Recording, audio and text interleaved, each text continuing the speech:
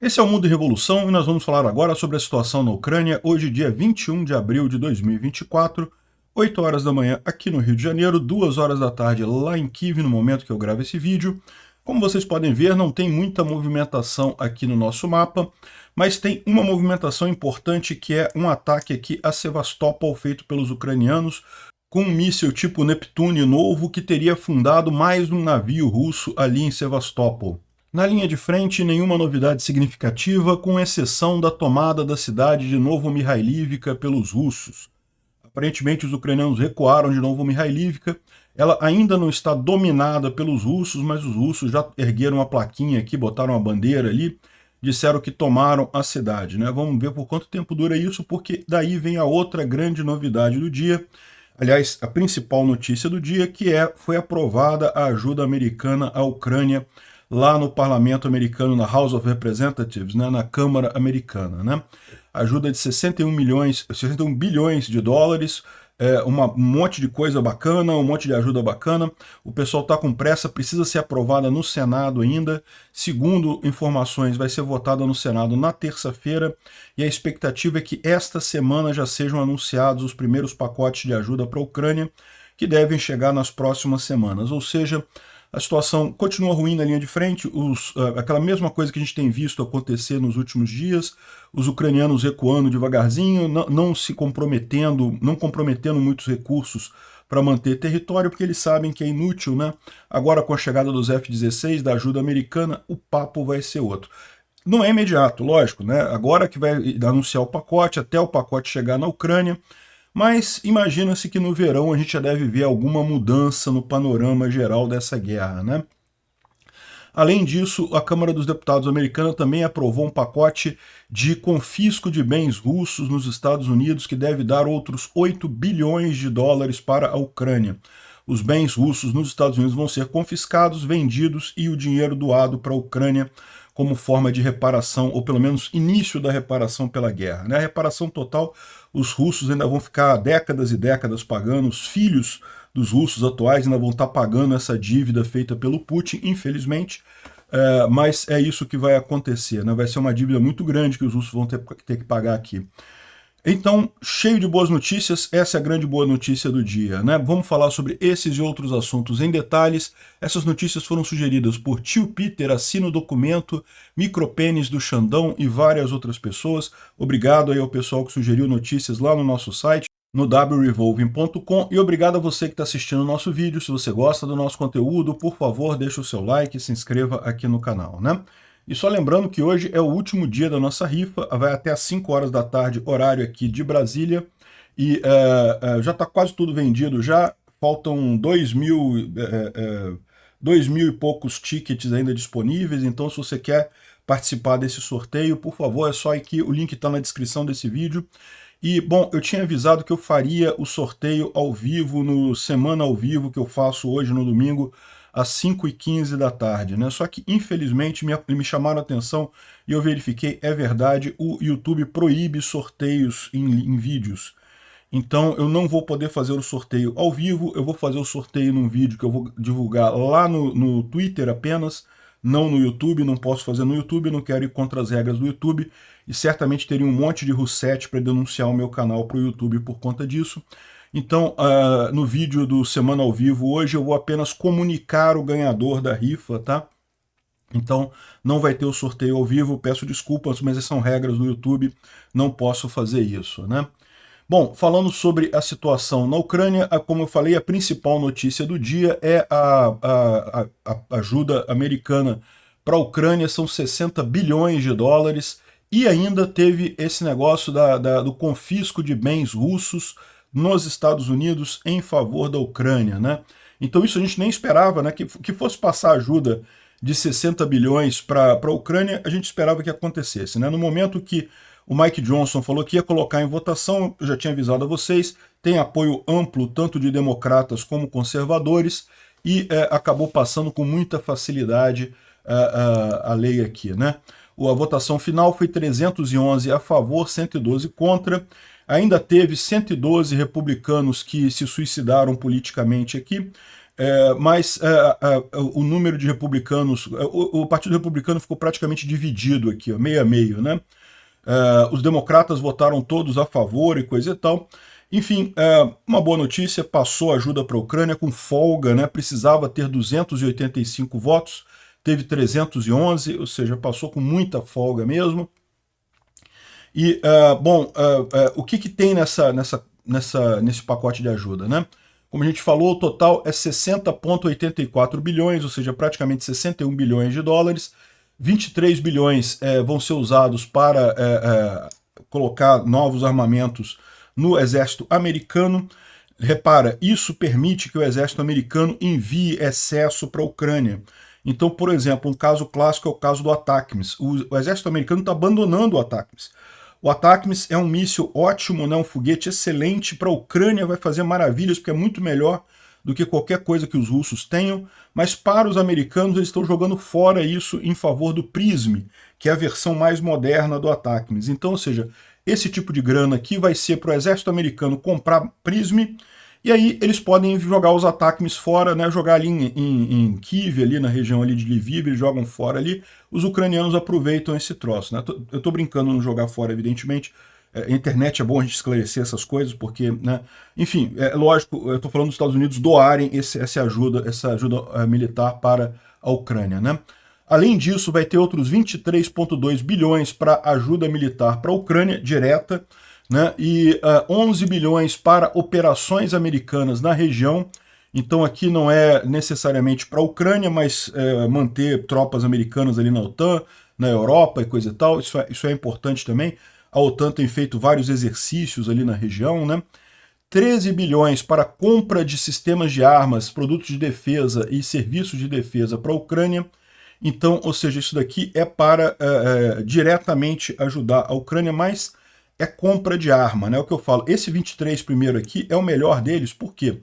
Porque esse dinheiro aqui, ele vai, é a coisa que já está no exército americano, é só o exército americano mandar para a Ucrânia e depois eles repõem o exército americano, né? Esses 13 bilhões aqui é para comprar armas, então é uma coisa positiva, a Ucrânia pode comprar armas, 13 bilhões dá para comprar um bocado de coisa de arma, mas é aquele negócio, um mercado de armas não tem pronta entrega, né? Você tem que encomendar e vai ficar pronto daqui a não sei quanto tempo, vai entregar daqui a não sei quanto tempo, então é um processo mais demorado, né? De qualquer forma, é importante isso daqui. Além disso, 26 milhões para a verificação dessa ajuda, né? Os próprios republicanos fazem questão disso, havia no início dessa guerra uma lenda, na verdade uma fake news espalhada pelos russos de que, não, armas estão sendo desviadas na Ucrânia, coisa e tal, é mentira, nunca foi desviado nenhuma arma da Ucrânia, mas de qualquer forma os americanos fizeram um esquema de verificação, de checagem, coisa e tal, para garantir que não tem nenhum vazamento nisso daqui, né? O pacote é até melhor do que aquele pacote que veio do Senado para a Câmara, é um pacote novo, totalmente novo. Então, excelente notícia, realmente não é uma coisa imediata, evidentemente, mas isso vai ajudar muito a Ucrânia, né? E além disso, isso aqui já era esperado, tá? Mas essa outra lei aqui a gente não esperava. Também a Câmara Americana passou uma lei que permite os Estados Unidos confiscar ativos russos e transferir os fundos para a Ucrânia. Então, basicamente, confiscar iates, propriedades privadas, qualquer coisa que seja ligada, por exemplo, à família do Putin, e sim, ele tem um monte de propriedade nos Estados Unidos, esses ditadores todos sabem que, né, um dia podem ter que fugir para os Estados Unidos. Os Estados Unidos vai confiscar isso daí, vai vender essas coisas em leilão e vai mandar o dinheiro para a Ucrânia, né? E a Europa já tem conversado sobre isso também, está na hora da Europa também fazer isso, né? Seguir esse mesmo caminho, né? E estima-se que isso vai dar quase 8 bilhões de dólares só nessa coisa de vender ativos russos e mandar o dinheiro para a Ucrânia, né? E aquele negócio, esses ativos russos no mundo todo, eles vão ser eventualmente todos confiscados até para pagar a indenização pela guerra, né? Os russos vão ter uma conta muito salgada no final dessa guerra, depois que eles saírem da Ucrânia, para pagar. Eu imagino que, infelizmente, né, o povo russo vai trabalhar gerações e gerações para bancar o custo dessa guerra do Putin, para indenizar a Ucrânia corretamente, né? Então, esses ativos russos que estão no exterior vão ser parte desse pagamento, já da indenização para a Ucrânia, mas como bem lembrou o pessoal até lá na Europa, né, não adianta nada deixar esse dinheiro para depois da guerra se a Ucrânia perder a guerra. Né? Se a Ucrânia perder a guerra é outra história. Né? Não vai perder, mas a lógica é, manda o dinheiro de uma vez para a Ucrânia, é óbvio, né? Confisca os bens dos russos já, manda o dinheiro para a Ucrânia e depois a indenização da Rússia para a Ucrânia. A Rússia tem vários campos de gás, a produção de gás e petróleo na Rússia vai durar muito tempo ainda, vai dar para eles pagarem as indenizações para a Ucrânia ainda, né? 8 bilhões de dólares, não é nenhuma fortuna, perto dos 60 bilhões aprovado aqui, mas olha só, dá um dinheiro bom, né? Para pensar, foram 13 bilhões para compra de novas armas, imagina a Ucrânia recebendo mais 8 bilhões, podendo comprar mais 8 bilhões de armas, né? Então, é lógico, os russos não gostaram. O Peskov disse aqui que não, então eles vão confiscar nossos ativos e os Estados Unidos vai responder por isso e Moscou vai tomar todas as medidas de acordo com os nossos interesses em algum tempo do futuro, né? Exatamente, vão sentar e chorar, porque é a única medida que eles podem tomar com relação a isso. E com a ajuda da Ucrânia, eles que a decisão vai fazer os Estados Unidos ainda mais rico e vai tornar a Ucrânia ainda mais pobre, mais ucranianos vão morrer e coisa e tal. Não, os ucranianos estão morrendo por conta da invasão russa. Esse dinheiro vai ajudar a Ucrânia a impedir a invasão russa, então vai ser positivo, né? E o Medvedev também respondeu, dizendo que vai ter guerra civil nos Estados Unidos e não sei o que lá, e coisa e tal. E eu já falei para vocês que eu acho uma besteira isso. Estamos num momento de polarização, estamos no mundo todo. O mundo todo está muito polarizado. Vai ter guerra civil? Não, não vai ter guerra civil, esquece isso. Enfim, o pessoal russo ficou muito chateadinho, né? O Putin não se pronunciou, mas o resto todo já arrancou a calcinha pela cabeça, sem nenhum efeito, né? O pessoal aqui, os ucranianos estão agradecendo muito, ficando felizes com a história, coisa e tal, e o Ilya Ponomarenko está lembrando aqui um ponto importante dessa história, que é a falha da propaganda russa, né? A propaganda russa conseguiu adiar essa ajuda durante um tempo, é verdade, né? Devido à situação política americana, ele pegou um cenário ótimo e conseguiu adiar a ajuda por 6 meses. Nesses 6 meses, o que a Rússia conseguiu? Conseguiu Avdivka, mais 2 ou 3 cidadezinhas pequenininhas. Se você olhar no mapa, se não apontarem para você no mapa onde foi que a Rússia avançou, você nem consegue ver onde a Rússia avançou no mapa, que é muito pouca coisa que foi o avanço russo, né? Então, ou seja, a propaganda russa, que sempre foi uma coisa que todo mundo temia, acabou se mostrando muito fraca, né? É lógico, não é inexistente, tem alguma força. Aqui no Brasil, particularmente, tem uma galera aí que ainda está bebendo direto na fonte da propaganda russa, mas lá nos Estados Unidos foi incapaz de mudar a opinião pública dos americanos em geral, né? Acabou ficando apenas aquele pequeno grupinho de radicais lá dizendo que não pode mandar dinheiro para a Ucrânia e não sei o que lá, e não sei o que lá. E ficou só eles falando e aquilo não encontrou eco na sociedade. É o que eu falo para vocês, no final das contas, a rede social, a internet, ela ajuda contra a propaganda russa. Por quê? Porque na internet você sempre tem os vários pontos de vista, sempre tem as várias situações ali. A propaganda russa era muito mais forte antes, quando você não tinha internet, quando você não tinha redes sociais. Essa ideia de que as redes sociais facilitaram propaganda, não, dificultaram.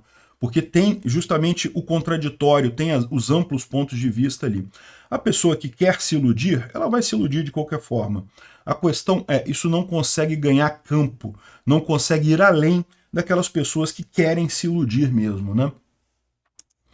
Bom, o Anton Gerashenko também está falando aqui que esperam a primeira entrega de armas para a Ucrânia em poucos dias depois da lei assinada.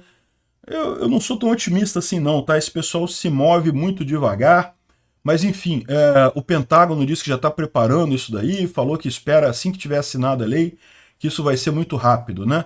Nós temos uma logística muito robusta que nos permite mover material muito rápido, como nós já fizemos no passado, né? Podemos fazer essa movimentação em dias. Eu não sei se dias, mas a minha expectativa é que talvez já em maio alguma coisa já comece a chegar na Ucrânia, o que é ótimo, tá excelente, é muito importante, né? Bom, um showzinho à parte foi a Marjorie Taylor Greene, né? Uma daquele grupinho radical ali, anti-Ucrânia, pró-Putin, coisa e tal. ficou chateadíssima, ofendeu um monte de deputados lá e não sei o que lá. As duas emendas que ela propôs foram rejeitadas em 2 minutos. Óbvio que sim, não teria lógica isso, né? É tudo lixo completo. Então, ela ficou muito chateada e ainda está sendo motivo de brincadeira em toda a mídia americana hoje, né? Niet Moscou Marjorie, né? Não a Marjorie do Moscou, né? O nome dela é Marjorie Taylor Greene, né? Acho que é isso aí mesmo. Enfim, eu não duvido nada que esse pessoal, esse grupinho dos republicanos ali esteja recebendo alguma grana de Moscou, né? Não é possível que os caras não estão percebendo isso.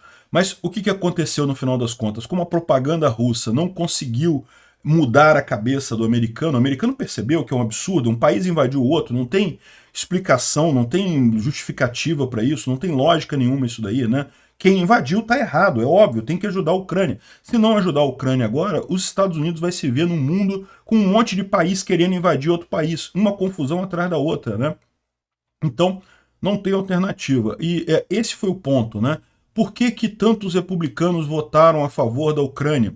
Repara, isso ajuda o Biden, tá? Porque faz o Biden parecer vitorioso nessa história. Essa ajuda para a Ucrânia é uma proposta do Biden. Tantos republicanos votaram, tem muitos republicanos que não votaram nisso, justamente pelo aspecto político. Mas uma grande maioria votou, né? Ficou quase a mesma coisa, metade, 50% de cada lado. E por que isso? Justamente porque viram que iam perder votos em suas bases de apoio, né? Ou seja, o deputado, meu amigo, não quer perder voto ali, né? Não sei como é que é a Marjorie Taylor Greene, se no lugar que ela é eleita ali, se o pessoal é maluco, o que é. Mas ela está fazendo uma jogada arriscada, porque, como eu disse, a maior parte do povo americano apoia a ajuda à Ucrânia. Então, mesmo os republicanos que perdem eleitoralmente com isso, até o Trump recomendou a ajuda à Ucrânia, porque sabe que ficar do outro lado é uma posição suicida, é uma posição que não tem justificativa nem moral, nem histórica para estar, né? Bom, e aí, como diz o David D aqui, agora os russos já estão falando sobre Istambul 2.0, né, outra conferência de paz. Por que será, né? Os russos perderam a janela de oportunidade que eles tinham, né? Eles tiveram realmente um período que a Ucrânia ficou mais fragilizada na linha de frente, mas isso tende a acabar agora. E o que eles conseguiram? Avdivka, meia dúzia de cidadezinha menor ainda, e só, nada além disso. Bom, é sem dúvida alguma uma coisa positiva, isso muda a visão geopolítica da coisa, isso torna um entusiasmo para a Europa também, né? E um outro ponto positivo é que a lei aprovada na Câmara pela primeira vez fala que os Estados Unidos vai apoiar a vitória da Ucrânia. Isso pode parecer uma besteira, é só uma palavrinha escrita ali, mas em termos geopolíticos isso tem um peso enorme. Os Estados Unidos estão comprometidos com a vitória da Ucrânia. Isso aprovado por uma Câmara dos Deputados, né, de oposição ao governo Biden. Então realmente mostra que os Estados Unidos estão unidos nesse papel, né? Ou seja, no final das contas, o que vai acontecer é o próximo segundo Afeganistão da Rússia. Teve outras leis que foram votadas ontem também, tá? E é muito importante notar o seguinte, são leis independentes, tá? Tem Rousseff falando que o Senado tem que derrubar essa votação da Câmara, porque tem a coisa do TikTok, aquela, entre aspas, censura do TikTok, que não é censura de verdade, né? O que fala é que a China tem que vender o TikTok, ou então terá um banimento nos Estados Unidos, porque eles suspeitam que o TikTok está sendo usado para propaganda, enfim. Eu acho errado isso, já expliquei para vocês. Acho que liberdade de expressão está acima de tudo, não deveriam banir o TikTok.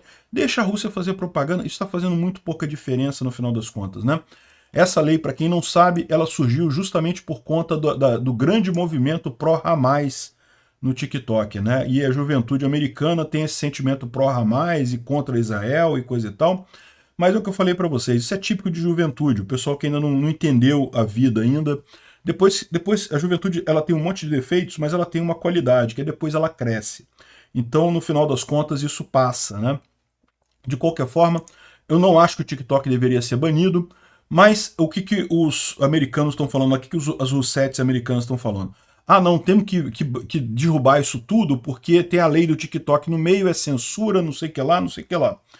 E, de novo, eu acho que é um absurdo essa lei, mas são leis separadas, tá? pode derrubar a lei do TikTok, não precisa derrubar o Ajuda a Ucrânia. Também foi, além do envio de fundos da Rússia para a Ucrânia, né, o confisco de ativos e envio para a Ucrânia, também foi aprovado mais sanções contra a Rússia, Irã e China na situação atual, né? Então, ou seja, realmente passou um bocado de coisa interessante ontem, né? Bom, eu tinha falado que o Senado estava em sessão durante o final de semana, essa informação surgiu realmente, mas agora a gente tem uma outra informação, tá? O Senado não vai votar no final de semana esse pacote, a votação está marcada para terça-feira, aqui, ó. O Senado está marcado para se reunir na terça-feira para considerar esse pacote da Câmara dos Deputados. O pessoal tá combinando até uma manifestação hoje lá, né, a favor da Ucrânia. Enfim, vai acontecer ali no edifício do Senado de 3 às 5 horas da tarde, hoje, dia 21, lá em Washington, né? Então, o Senado deve ver isso na terça-feira. Imagina-se que deve votar na terça-feira. Imagina-se que deve votar ainda essa semana. E isso sendo votado, vai para o Biden. É só questão do Biden sancionar, né? O Biden deve sancionar sem problemas. Então, é isso daí. Esperamos em breve essa ajuda. Como a gente falou, as armas do Pentágono devem chegar na Ucrânia menos de uma semana, uma vez que a ajuda seja aprovada no Congresso como um todo. Ou seja, não é só na Câmara, tem que ser aprovada no Senado também, né? De novo, estou falando aqui que vai ser rápido e coisa e tal. Eu não diria que vai ser tão rápido assim não, mas deve chegar bem breve, né?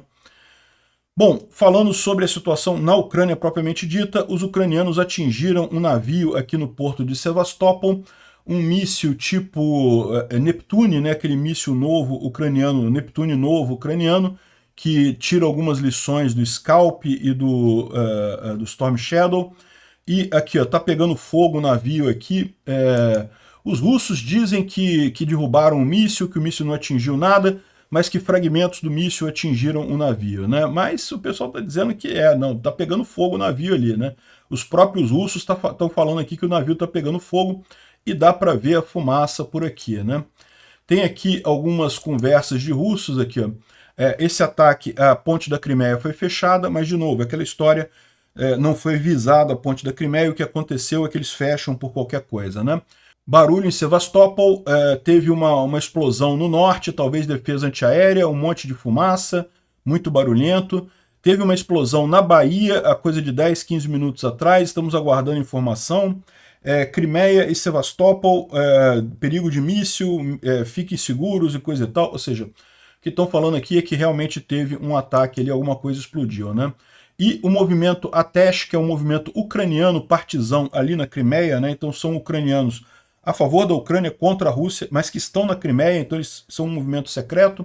Eles estão falando aqui que os russos em Sevastopol tiveram outra perda, não podemos confirmar ainda, mas teve alguns poucos mortos, um monte de feridos, e as ambulâncias continuam a chegar ali no lugar, ou seja, foi uma coisa grande que acabou atingindo ali Sevastopol, né? Ou seja, tiveram a perda do navio e ainda teve mortos e feridos ali na região. O navio é esse daqui, ó, é o navio Comuna, olha que nome, é um navio de recuperação de submarinos, né? É um navio que foi construído em 1912, meu amigo, antes da União Soviética. Foi criado esse navio aqui na época do Império Russo, olha que coisa, né? E estava em operação até hoje, porque é o único navio do tipo que os russos têm. Ok, navio de salvamento de submarino. Salvar submarino não é uma coisa que aconteça com muita frequência, mas é o único que eles têm. Foi atingido, está pegando fogo, provavelmente é o fim dele. Um navio tão velho assim, para você consertar, vai ser muito difícil, né? Não sei se faz muita diferença do ponto de vista militar, mas é menos um navio da frota do Mar Negro. Além disso, no dia 16 de abril, ou seja, alguns dias atrás, os ucranianos atingiram um posto de comando da 98ª Divisão Paraquedista, que está na cidade de Bakhmut. A gente falou sobre isso, eles estavam naquela área da fábrica de coque ali, os ucranianos atingiram com Storm Shadow, com HIMARS, não se sabe exatamente qual tipo de míssil, mas atingiram aquilo ali. O posto de comando estava num prédio administrativo na parte central da cidade. Foi HIMARS, está aqui, ó. O ataque foi feito por 2 mísseis HIMARS, e com o resultado do ataque, 8 oficiais do regimento foram mortos, o chefe da inteligência, o Satarin, o chefe da artilharia, o Prokopiev, e o chefe de comunicações, o Kotov, e o assistente do pessoal, o Panteliv. Ou seja, 8 oficiais foram mortos, teve mais um monte de feridos e coisa e tal. Ou seja, mais um ataque com sucesso ucraniano contra um posto de comando russo ali na linha de frente, né? Bom, ontem a gente falou sobre o incêndio lá em Smolensk, né? Aqui a gente confirma que é mesmo, não foi uma refinaria, foi uma base de combustíveis, dá para ver aqui, como a gente tinha mostrado ontem, né? 2 grupos de incêndios aqui, duas coisas pegando fogo, aqui com a luz do dia fica mais fácil de ver, né? Dois grupos aqui, parece que é um pátio realmente de distribuição de combustível e que certamente está fora do ar agora ali em Smolensk, né? Bom, isso daqui é uma imagem da floresta de Serebriansk, perto de Kriminá, né? Repara como é que a floresta acabou, né? Não tem floresta mais, né? Era uma floresta muito bacana nessa região aqui, ó. Aqui no mapa ainda aparece tudo verdinho aqui, como se a floresta ainda existisse, mas infelizmente a agressão russa acabou destruindo totalmente essa floresta, né? Acabou deixando tudo depredado aqui. Muito triste isso daí, né? Enfim, mas vai ser para o melhor, depois que os russos forem expulsos, a floresta cresce de novo, né? Bom, temos uma notícia ruim na linha de frente. Aqui em Novomihailivka, os russos botaram uma bandeirinha aqui meio chinfrim e disseram que tomaram a cidade de Novomihailivka. Esse ponto que eles estão aqui é de fato o oeste de Novomihailivka. Novomihailivka é essa cidade aqui. Os russos já tinham tomado uma parte da cidade, mas havia luta aqui ainda. Essa imagem é bem no oeste dela aqui, ou seja, realmente eles tomaram toda a cidade, mas eles não fixaram a posição ainda, tá? Os próprios russos, numa chamada de rádio, falam que não vão ficar ali porque não tem onde se esconder. Como vocês podem ver, eles destruíram completamente a cidade, infelizmente eles fazem isso com todas as cidades que eles tomam. Então, embora eles tenham expulsado os ucranianos dali, eles também não conquistaram a cidade ainda, né?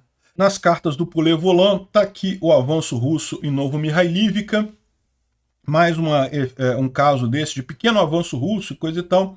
Isso é preocupante, não vou dizer que não, é uma derrota para a Ucrânia, sem dúvida alguma, mas está dentro da estratégia ucraniana de poupar esforços. Não adianta ficar tentando segurar os russos a qualquer custo, melhor poupar, porque agora vai chegar ajuda, vão chegar os F-16, a situação vai mudar completamente nessa guerra, né?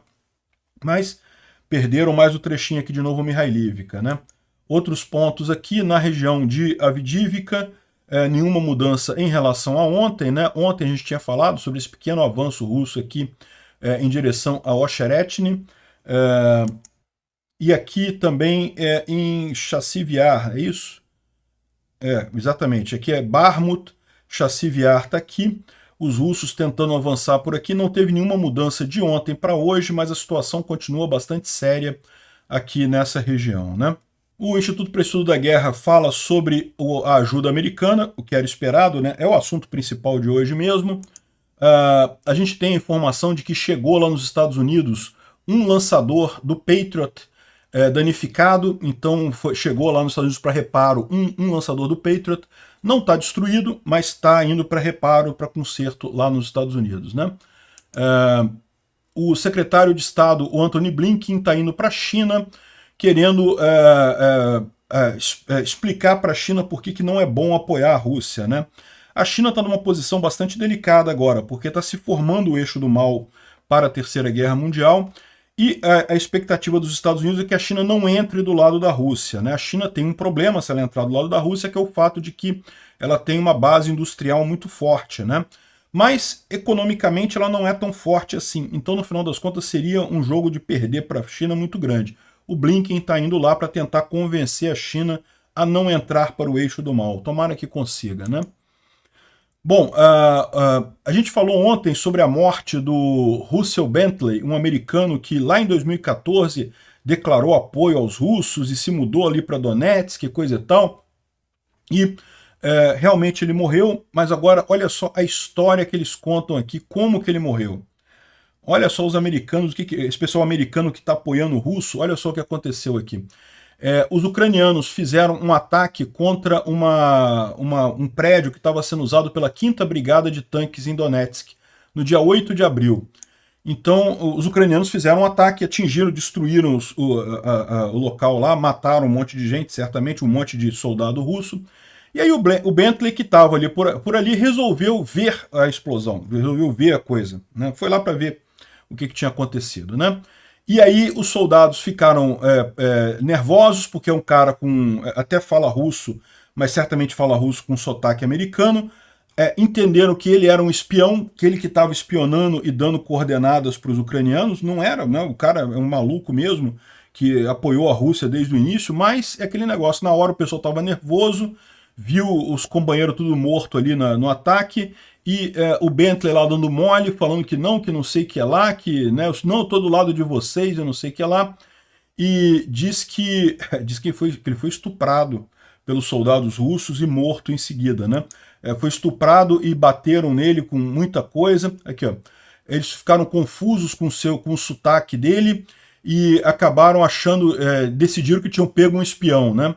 E quando perceberam ainda, embora ele tivesse um passaporte e uma identificação militar russa, eles não quiseram nem saber, estavam chateados e coisa e tal, e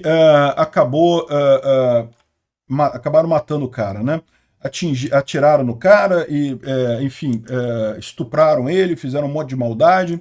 Enfim, olha que coisa, né? É isso daí. No final das contas, foi uma justiça poética para ele.